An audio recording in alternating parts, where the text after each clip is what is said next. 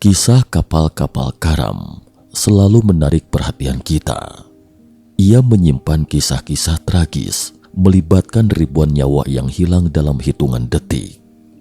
Mereka yang tewas merupakan saksi bisu dari ketidakpastian dan keganasan lautan yang mengingatkan kita akan kerapuhan manusia di hadapan kekuatan alam. Dalam konten video kali ini, kita akan menjelajahi salah satu tragedi kapal karam paling terkenal dalam sejarah. Berikut kisahnya. Sebuah perjalanan reuni Natal berakhir tragis bagi lebih dari 4.000 orang ini. Mereka yang selamat juga disiksa oleh mimpi buruk yang mengerikan bak neraka dalam seumur hidup mereka. Salam sehat sejahtera, jumpa lagi di channel Mata Ketiga. Mari bersama kita telusuri peristiwa dunia. Kapal feri menuju neraka. Pada pagi hari tanggal 20 Desember 1987, seorang gadis berusia 18 tahun bernama Aludia ikut bersama ayahnya, Salvador, yang berusia 44 tahun ke dermaga di kota Tacloban, Pulau Leyte, Filipina. Saat itu, hanya sisa 5 hari lagi menjelang Natal. Aludia yang sudah berstatus mahasiswi menolak kegiatan liburan yang diajak teman-teman sekampusnya dan memutuskan untuk kembali ke kampung halamannya di Manila bersama ayahnya, mengisi liburannya bersama keluarga. Karena Filipina adalah negara yang terdiri dari lebih dari 7.000 pulau, baik besar maupun kecil, sehingga perahu telah menjadi moda transportasi pilihan bagi penduduk setempat untuk bepergian antar pulau. Kapal Aludia dan Salvador yang akan ditumpangi saat itu akan menempuh pelayaran hampir 10 jam di lautan, mengangkut penumpang dari Tacloban ke Manila, ibu kota Filipina yang jaraknya ratusan kilometer. Saat ayah dan putrinya sampai di dermaga sudah disesaki ribuan orang. Mereka harus berjejal dan mengantri di barisan paling belakang. Karena menjelang hari raya, lebih dari 1.400 tiket kapal pun dengan cepat habis terjual, sehingga ayah Aludia pun tidak kebagian. Namun mereka sepertinya tidak kecewa, karena di negara dengan transportasi yang masih terbelakang seperti Filipina, kelebihan muatan dan membayar tiket setelah naik kapal sudah menjadi tradisi masyarakat setempat.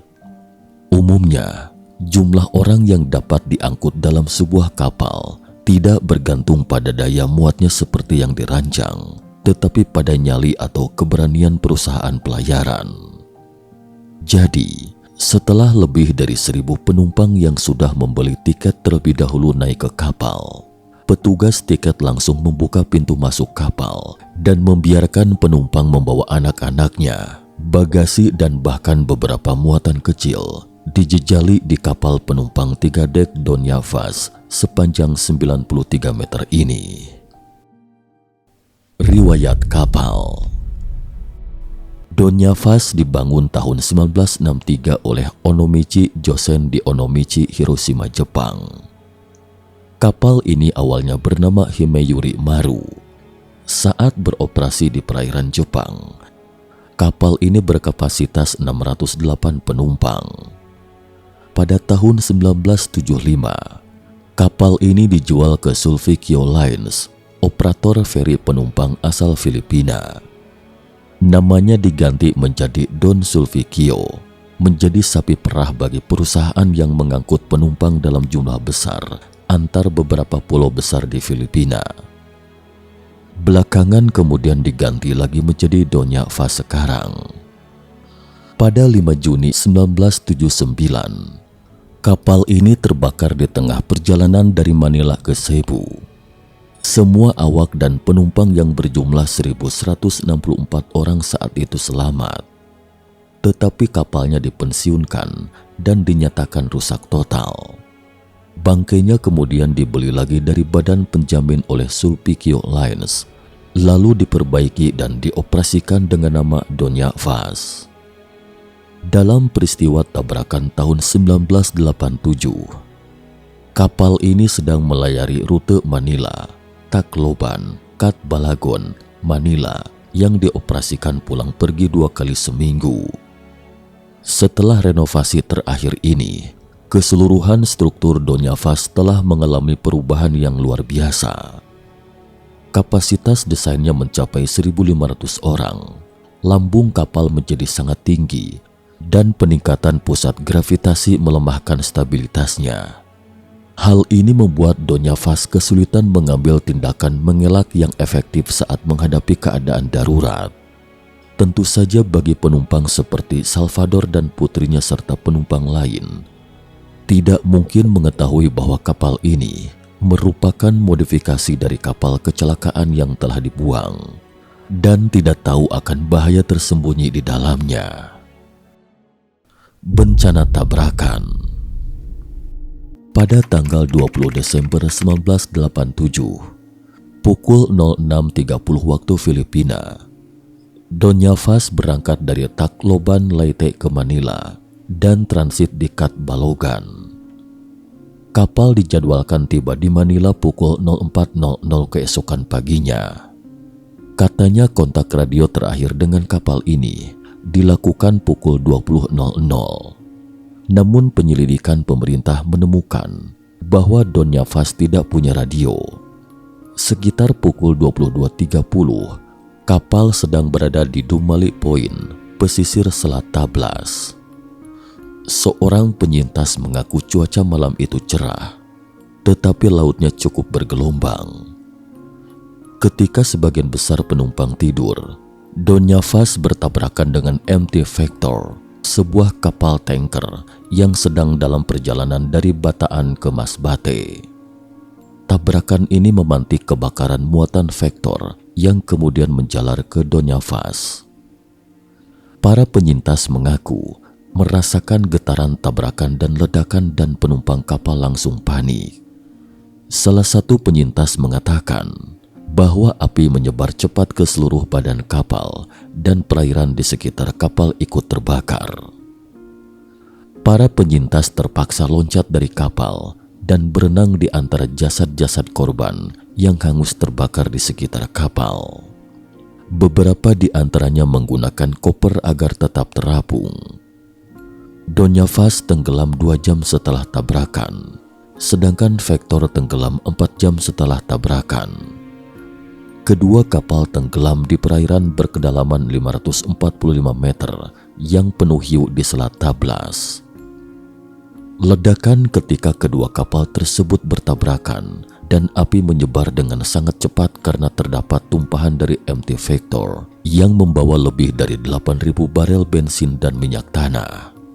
Sebagian orang lari ke dek bawah untuk menghindari kobaran api dan asap yang tebal. Sebagian lagi memilih untuk melompat ke lautan, namun air laut pun panas karena tumpahan minyak ikut terbakar di lautan. Bahkan kobaran api pun masih bisa menjangkau orang-orang hingga kejauhan 1 kilometer. Penyelamatan.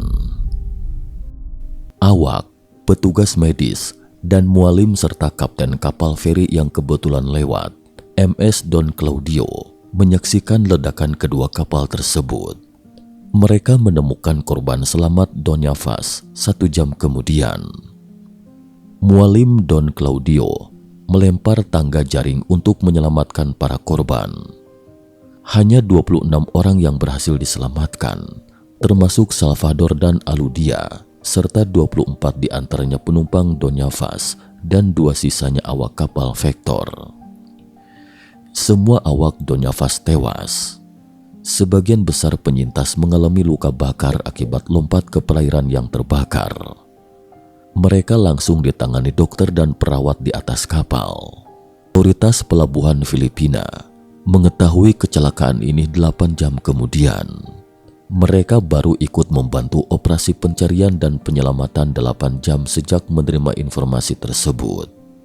Saat itu, tidak ada yang menyadari bahwa 26 orang di depannya semuanya adalah korban selamat dari bencana tersebut. Tak lama setelah korban selamat berhasil diselamatkan, Doña Faz tenggelam hingga kedalaman lebih dari 500 meter dengan lebih dari 3.000 penumpang terjebak di dalamnya. Lebih dari 3 jam kemudian, kapal tanker minyak MT Vector juga tenggelam. Sementara itu, keluarga para korban pun kecewa dengan proses evakuasi yang baru dilakukan setelah 8 jam dari kejadian. Para keluarga korban pun melakukan unjuk rasa di sepanjang kota Manila dengan menuntut keadilan bagi korban yang meninggal.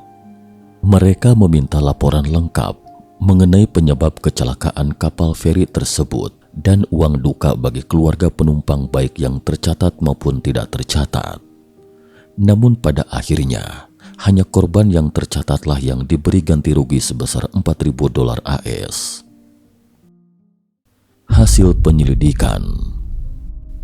Berdasarkan penyelidikan yang telah dilakukan menunjukkan hasil bahwa: pertama, terdapat 2 orang yang mengendalikan kapal Donyafas karena kelebihan muatan, sehingga dapat terjadi salah koordinasi. Kedua, kapal tanker MT Victor tidak memiliki awak, hanya kepala mesin yang dianggap tidak memiliki lisensi. Kapal ini juga tidak memiliki pengintai untuk memperhatikan adanya tabrakan. Ketiga, MT Victor tidak memiliki surat kelayakan berlayar. Selain itu, kecelakaan juga terjadi karena tidak adanya radio di kapal, serta awak dari kapal tanker tengah tertidur ketika terjadi tabrakan.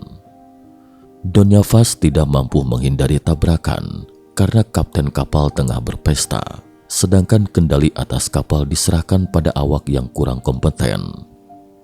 National Geographic Channel menayangkan dokumenter tentang Donyafas berjudul Access Titanic pada tanggal 25 Agustus 2009. Film horor yang terinspirasi dari peristiwa ini, Aurora, dirilis pada tahun 2008. Presiden Corazon Aquino saat itu menyebut kecelakaan itu sebagai tragedi nasional yang sangat menyedihkan. Kesedihan bangsa ini jauh lebih mendalam karena tragedi ini terjadi menjelang Natal. Berdasarkan perkiraan jumlah korban jiwa, majalah Time dan media lain mencap tragedi Donyafas sebagai bencana laut non-perang paling mematikan sepanjang abad ke-20. Sekian dan terima kasih atas perhatiannya.